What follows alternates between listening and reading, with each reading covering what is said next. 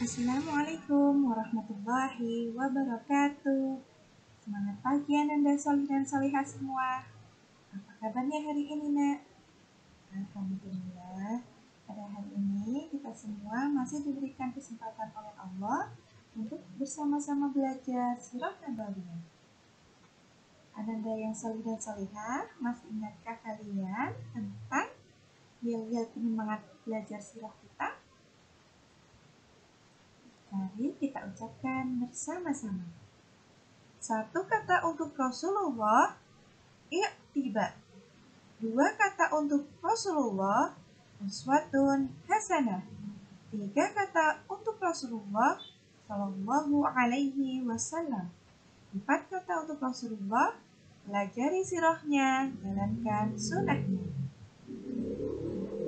Nah, Ananda yang solih dan solihah, sebelum memasuki kelanjutan dari sirah Rasulullah, Ustazah akan mengingatkan kembali tentang materi sebelumnya. Kira-kira Ananda solih dan solihah, siapa yang masih ingat tentang kisah kelahiran Rasulullah? Alhamdulillah, semua masih ingat. Kemudian, siapa yang masih mengingat atau tentang kejadian atau tanda-tanda sebelum kelahiran Rasulullah? Betul sekali. Salah satu tandanya yaitu jantungnya bintang Ahmad. Kemudian Rasulullah disusui dan diasuh oleh Halimatus Sya'diyah dari Banu Sa'ad hingga berusia 4 tahun. Kemudian kembali kepada Ibunda Aminah hingga berusia 6 tahun. Lalu Ibunda Aminah wafat di daerah mana ya, Nak? Betul sekali. Wafat di daerah yang bernama Abwa. Setelah itu, Rasulullah diasuh oleh kakeknya Abdul Muthalib hingga Rasulullah berusia 8 tahun. Ketika Abdul Muthalib wafat, Rasulullah diasuh oleh pamannya bernama Abu Thalib. Banyak sekali keberkahan yang diperoleh saat mengasuh Rasulullah, baik dari ibu susuan hingga pamannya. Dan Rasulullah pada saat itu sudah memiliki rasa tanggung jawab yang tinggi, Nak. Salah satu bentuk tanggung jawab yang dicontohkan adalah dengan membantu pamannya, yaitu mengembalakan kambing. Tentu anak-anak masih mengingat kisah Rasulullah ya. Alhamdulillah, barakallahu fikum. Nah, hari ini kita masih diberikan kesempatan oleh Allah untuk melanjutkan kisah Rasulullah masih dalam pengasuhan pamannya, yaitu Abu Thalib. Yuk kita simak kisah Rasulullah dan perhatikan dengan sungguh-sungguh ya solih dan solihah. Hari ini kita akan membahas fase berdagang Rasulullah yang dimulai pada usia 12 tahun.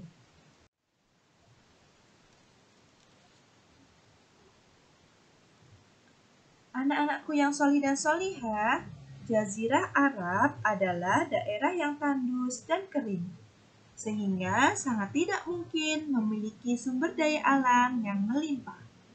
Oleh karena itu, tidak ada di antara mereka yang berprofesi atau memiliki pekerjaan sebagai petani. Mayoritas suku Quraisy pada saat itu bekerja sebagai pedagang. Mereka berdagang ke negeri Syam atau ke negeri Yaman. Kemudian, demikian juga yang dilakukan oleh Rasulullah. Pada kisah ini terdapat pada surat Al-Quraisy. Nah, anak-anakku yang solih dan solihah, sudah hafalkah anak-anakku semua surah Al-Quraisy? Alhamdulillah. Nah, solih dan solihah, poin-poin penting pada kisah ini diantaranya adalah berdagang ke negeri Syam 1, kemudian terhindar dari budaya jahiliyah, selanjutnya perang Fijar, dan yang keempat adalah hilful fudul, Dan yang terakhir adalah berdagang ke negeri Syam kedua. Nah, anak-anak sudah mulai penasaran dengan kisah Rasulullah? Yuk, kita mulai kisahnya dan perhatikan dengan sungguh-sungguh ya solih dan solihah.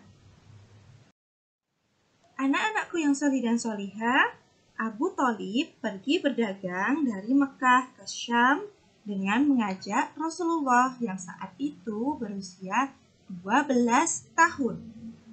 Apakah anak-anak tahu jarak antara Mekah dengan Syam?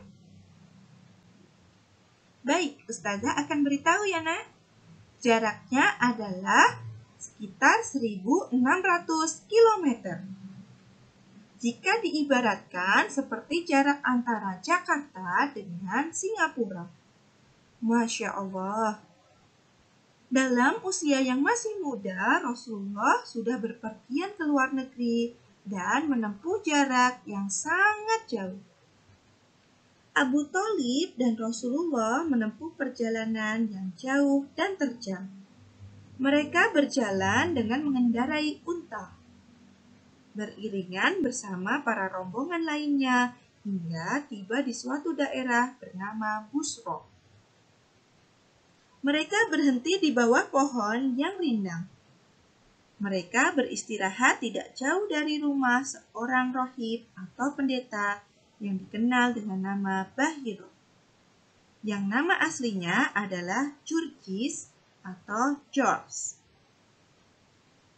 Sesuatu yang mengherankan pun terjadi. Pendeta Bahiro melihat segumpalan awan menaungi Rasulullah, dan ranting-ranting pohon menunduk luluh kepada Rasulullah, hingga Rasulullah bernaung di bawahnya dari sinar matahari. Dari apa yang dilihatnya, Bahiro yakin bahwa itu adalah tanda-tanda kenabian. Tidak ada orang yang berjalan atau berdiam lalu dinaungi awan kecuali seorang nabi. Pendeta Bahiro pun mengundang para rombongan agar datang ke jamuan makan dan memerintahkan pembantunya untuk membuat masakan yang banyak. Padahal sebelumnya ia tidak pernah melakukan hal itu kepada rombongan dagang yang lain. Pendeta Bahiro berkata, "Wahai kaum Quraisy, kami telah menyiapkan hidangan untuk kalian. Kami harap semua anggota rombongan datang tanpa terkecuali. Tua, muda, para tuan, dan hamba sahaya." Undangan itu diterima oleh rombongan dagang dengan senang hati. Mereka memenuhi permintaan pendeta Bahiro. Ketika pendeta Bahiro melihat rombongan Quraisy datang, ia tidak menyaksikan ciri-ciri orang yang ia cari. Kemudian pendeta Bahiro berkata, "Hai orang-orang Quraisy, saya ingatkan, jangan sampai ada yang tidak datang ke jamuanku ini." Salah seorang di antara rombongan menyahut dan menjawab, "Wahai Bahiro, tidak ada yang tertinggal di antara kami, kecuali anak kecil yang menjaga perbekalan kami." Akhirnya, Bahiro memerintahkan untuk memanggil dan mengajak anak kecil tersebut untuk hadir dan mendatangi jamuan makan. Anak kecil yang dimaksud adalah Rasulullah. Rasulullah akhirnya datang memenuhi panggilan Bahiro. Setelah itu, pendeta Bahiro menemui Rasulullah dan mempersilahkannya duduk di antara rombongan lainnya. Pendeta Bahiro mencermati fisik dan kepribadian Rasulullah. Dari hasil penglihatannya, ia dapatkan sifat-sifat kenabian pada diri Rasulullah. Ketika mereka selesai makan, rombongan Quraisy pun berpencar. Kemudian, pendeta Bahiro mendekati Rasulullah. Terjadilah percakapan atau dialog antara Rasulullah dengan pendeta Bahiro.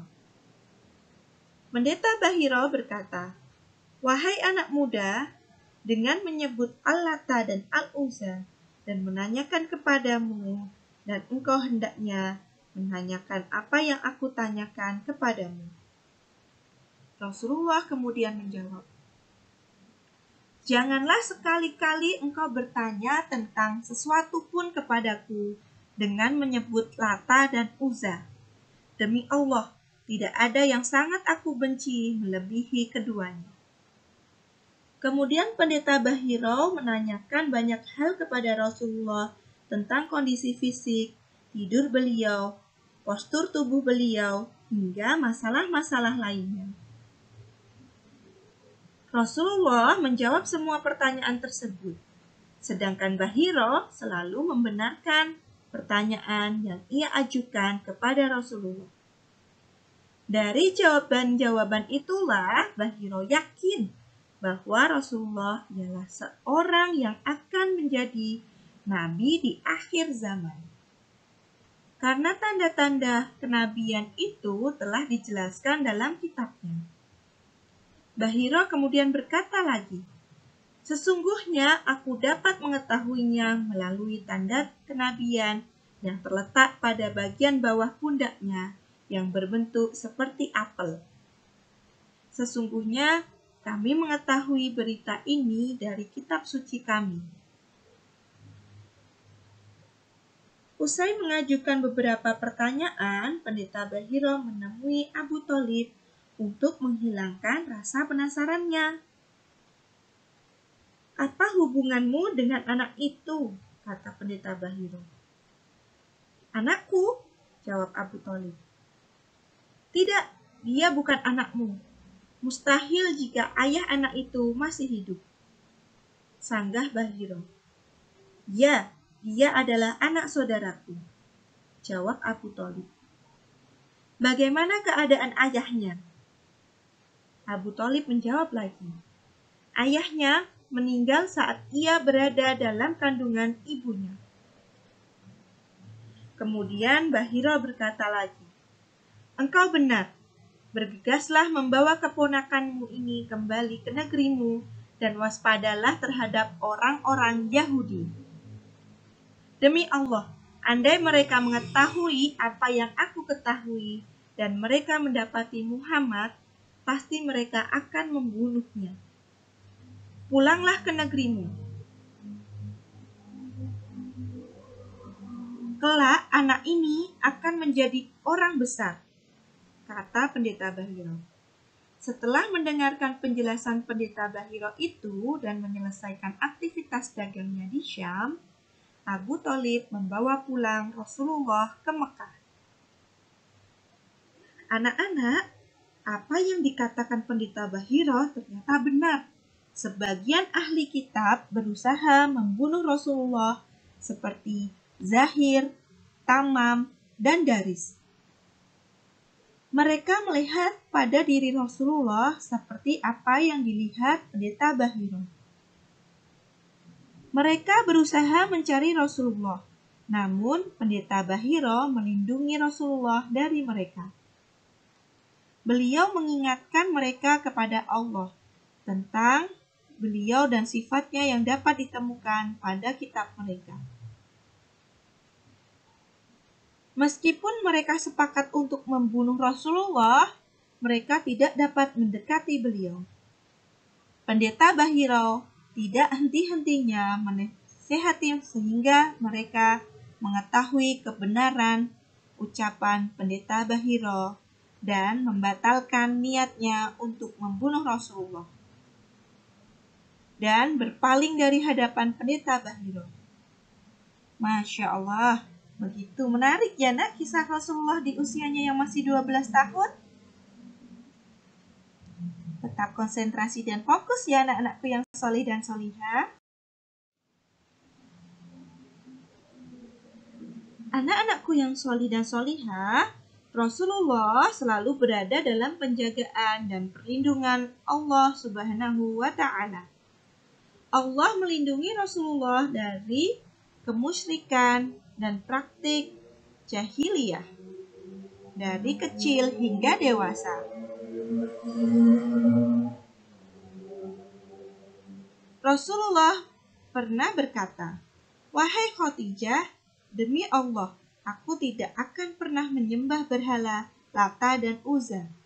Beliau juga tidak mau memakan daging yang disembelih untuk sesembahan selain Allah.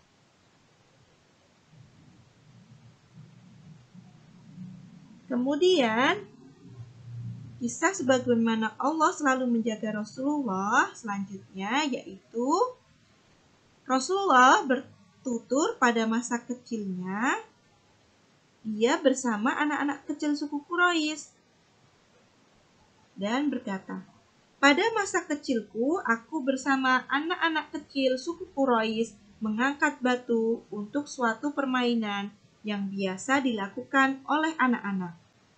Semua dari kami telanjang dan meletakkan bajunya di pundaknya atau sebagai ganjalan untuk memikul batu. Aku maju dan mundur. Namun tiba-tiba seseorang yang belum aku pernah lihat sebelumnya menamparku dengan tamparan. Dia berkata, 'Kenakan pakaianmu.' Kemudian aku mengambil pakaianku dan memakainya. Setelah itu aku memikul batu di pundakku dan tetap mengenakan pakaian, tidak seperti teman-temanku." Kisah selanjutnya pada masa remaja Rasulullah. Pada suatu hari Rasulullah pergi ke sebuah suku di Mekah untuk melihat suatu pertunjukan. Dari kejauhan Rasulullah mendengar suara tamborin, suling, dan alat musik lainnya yang sedang dimainkan di tempat pertunjukan. Kemudian Rasulullah duduk sebelum tiba di lokasi untuk menyaksikan keramaian tersebut. Namun, tidak lama setelah duduk, kantuk yang sangat hebat menyerang Rasulullah. Rasulullah tertidur pulas tanpa sempat melihat pertunjukan tersebut. 2 kali Rasulullah mengalami kejadian itu, hingga akhirnya Rasulullah sadar. Mulai saat itu, Rasulullah tidak lagi memiliki keinginan untuk pergi ke tempat keramaian. Masya Allah, kesucian Rasulullah sebagai seorang nabi telah dijaga Allah sepanjang hidupnya. Anak-anakku yang solih dan solihah, bersyukurlah kalian tinggal bersama ayah dan bunda yang senantiasa mengingatkan kalian dan mengajarkan kalian tentang ajaran agama Islam. Salah satunya, sebagaimana kalian harus menjaga dan menutup aurat sejak dini.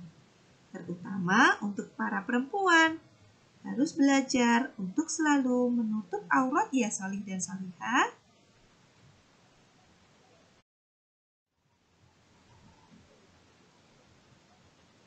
Selanjutnya, apa saja yang dilakukan Rasulullah ketika masa remaja atau usia Rasulullah pada 15 hingga 19 tahun?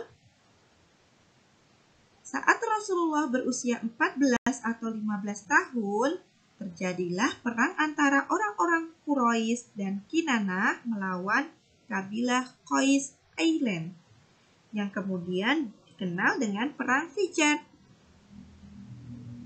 Perang ini dinamakan Perang Fijar karena ternodainya kesucian bulan-bulan haram, yaitu awal bulan Zulqa'dah. Salah satu penyebabnya karena salah seorang dari Bani Kinanah yang bernama Al-Burud membunuh 3 orang dari Bani Qais Ailen.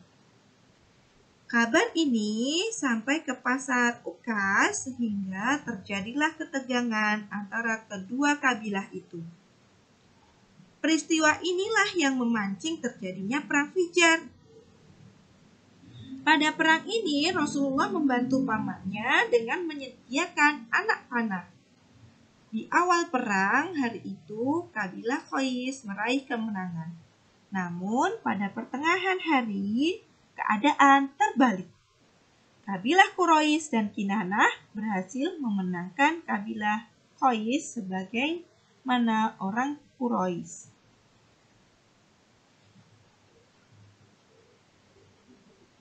Kemudian orang Quraisy mengusulkan perundingan dengan cara menghitung jumlah korban.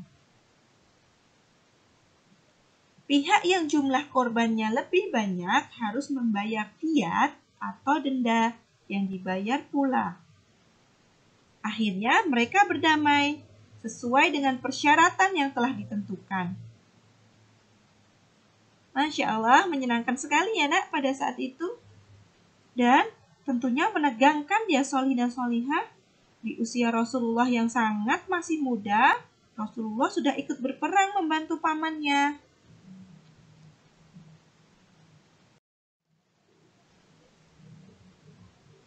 Perang Fijar menghasilkan sebuah perjanjian yang disebut Hilful Fudul. Titik perjanjian tersebut disepakati oleh kabilah yang bertikai pada bulan suci Zulqa'dah. Hampir seluruh Bani dari kabilah Quraisy berkumpul untuk menghadirinya. Ada Bani Hashim, Bani Muthalib, As'ad bin Abdul Uzza, Zarah bin Kilab, dan Tamim bin Murrah. Semuanya hadir dan berkumpul di rumah Abdullah bin Jud'an untuk berunding mengakhiri pertikaian yang terjadi. Isi perjanjian tersebut adalah mereka berjanji untuk tidak membiarkan ada orang yang dizolimi di Mekah, baik penduduk asli maupun penduduk pendatang.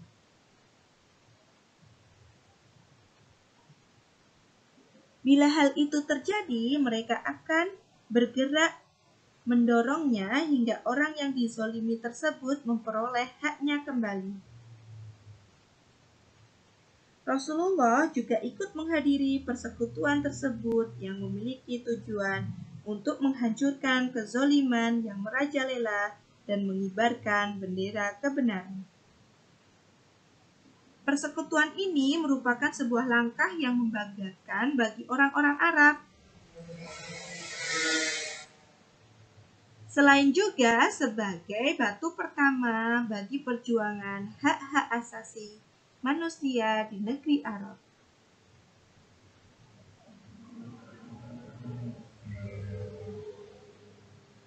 Rasulullah bersabda, "Aku menyaksikan persekutuan yang diselenggarakan oleh orang-orang mulia dari suku Quraisy.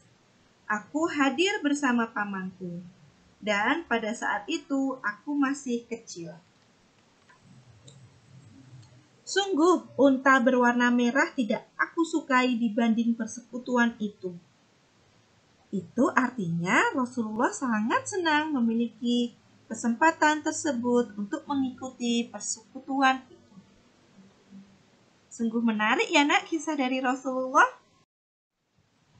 Selanjutnya, Khadijah binti Khuwailid adalah seorang saudagar yang kaya dan terhormat. Beliau tinggal bersama 3 orang anaknya, sedangkan suaminya telah tiada. Khadijah mempekerjakan karyawan untuk menjalankan bisnisnya.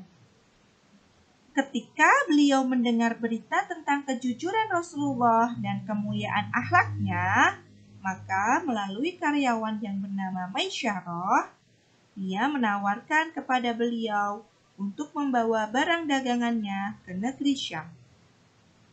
Maisyarah adalah karyawan laki-laki dari Khadijah. Selanjutnya, Khadijah sanggup memberikan gaji kepada Rasulullah lebih tinggi daripada karyawan lainnya. Persiapan keberangkatan pun dilakukan. Khadijah meminta pelayanan terbaik. Maisyarah sebagai asisten Rasulullah. Tak lupa Khadijah membisikkan sesuatu kepada Maisyarah. "Kau jangan membangkang kepada Muhammad. Sepanjang perjalanan, laporkan kepadaku tentang apa yang kau alami."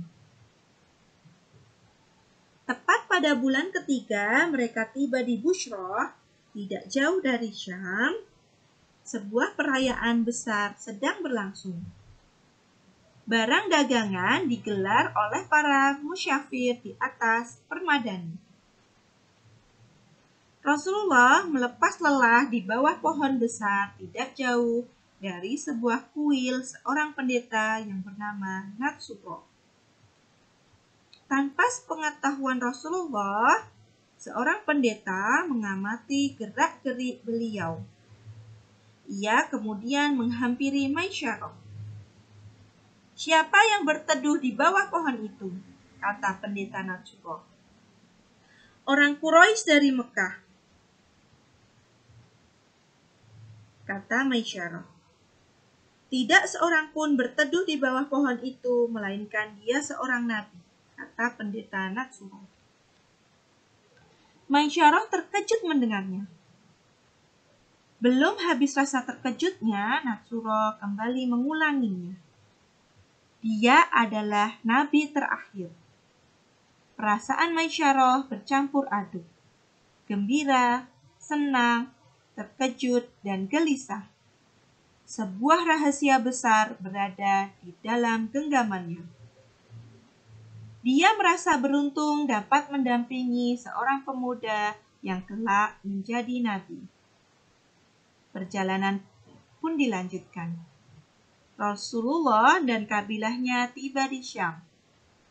Beliau menjual barang dagangannya dan membeli produk yang akan dijual kembali di Mekah. Setelah 4 tahun berdagang di negeri Syam, kabilah dagang kembali ke Mekah. Di siang hari dan dengan cuaca yang panas,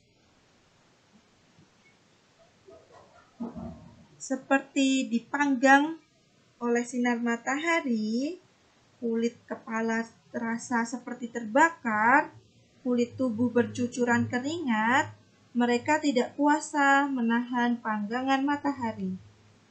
Saat itulah Maisyarah menyaksikan mukjizat. Sebuah atau segumpal awan menaungi Rasulullah dan rombongan. Kemanapun mereka bergerak, awan itu terus berarak meneduhi Rasulullah sepanjang perjalanan, seolah diperintahkan untuk mengikutinya. Hanya Maisyarah saja yang dapat melihat keajaiban-keajaiban itu. Para musafir lain tidak ada yang tahu.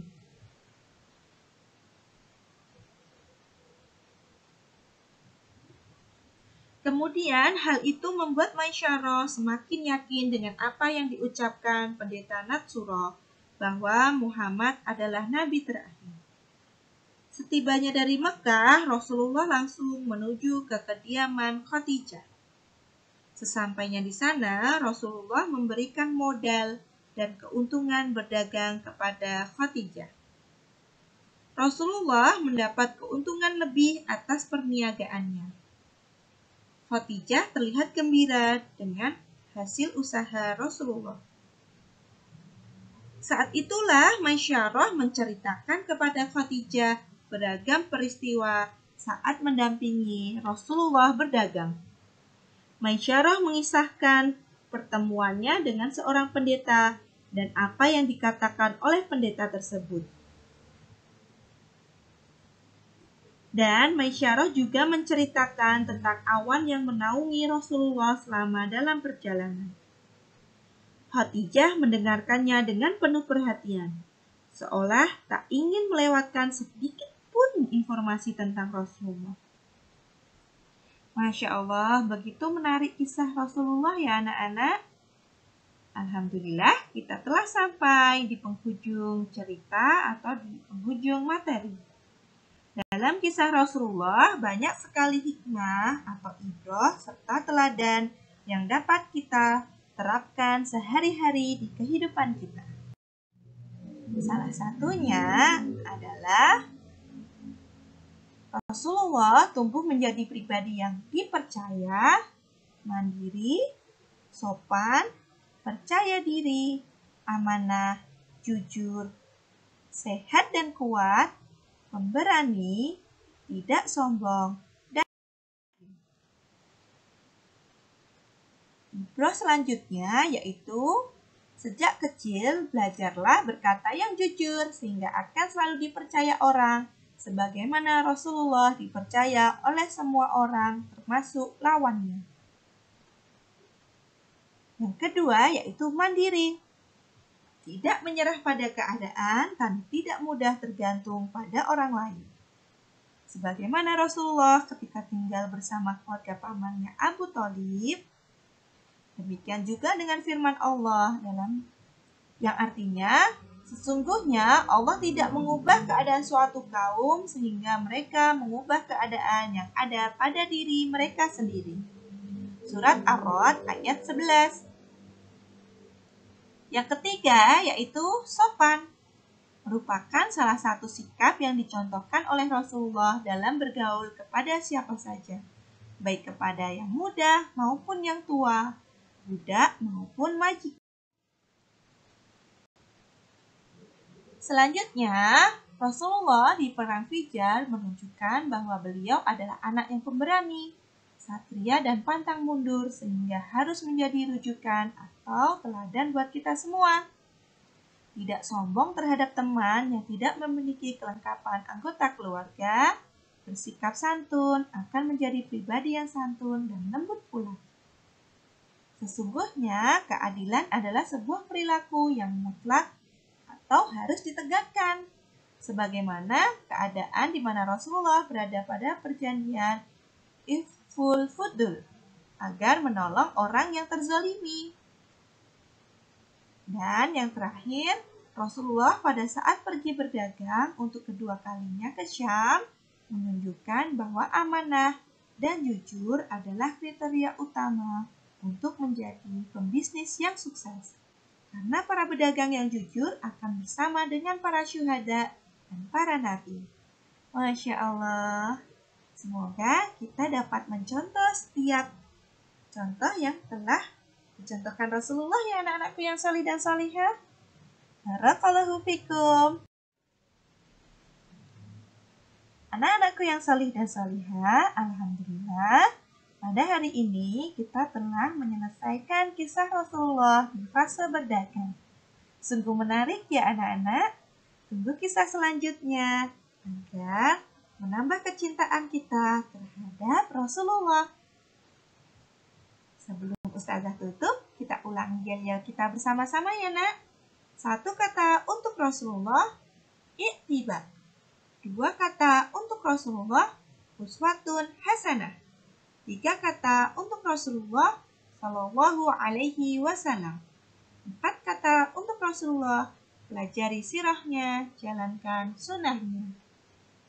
Semoga anak-anakku yang sholih dan sholihah senantiasa dalam perlindungan Allah Subhanahu wa Ta'ala, sehingga kita semua dapat diberi kesempatan oleh Allah kembali untuk belajar bersama-sama sirah nabawiyah.